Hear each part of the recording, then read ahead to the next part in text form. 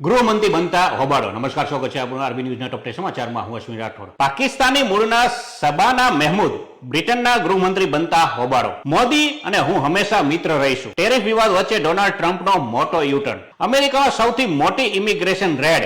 હુન્ડાઈની ફેક્ટરીમાં 475 લોકો જંબે. મુંબઈમાં 400 કિલો આરડીએક્સ હુમલાની ખોટી ધમકી આપનારની નોઈડાથી ધરપકડ. પીએમ મોદીની મુલાકાત પહેલા મણિપુરમાં 2 વર્ષ પછી રાષ્ટ્રીય ધોરીમાર્ગ 2 ફરી ખુલ્યો. કુકી સમુદાય થયો સહમત. કાશી વિશ્વનાથ મંદિરના પૂજારીઓને રાજ્યના કર્મચારીઓનો દરજ્જો મળશે. પગારમાં 3 ગણો વધારો થશે.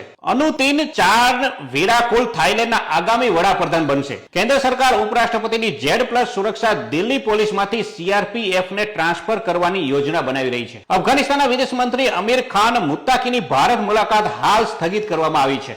US ટેરિફ સરભર કરવા માટે GST દરમાં ઘટાડો કરવામાં આવ્યો છે. નાણામંત્રી નિર્મલા સીતારમણ. તો આ તારના ટોપ 10 ન્યૂઝ અને હું હતો આપની સાથે અશ્વિન રાઠોડ. જય હિન્દ, જય ભારત. આવા વિશેષ સમાચારો માટે આજે જ અમારી એપ્લિકેશન ડાઉનલોડ કરો.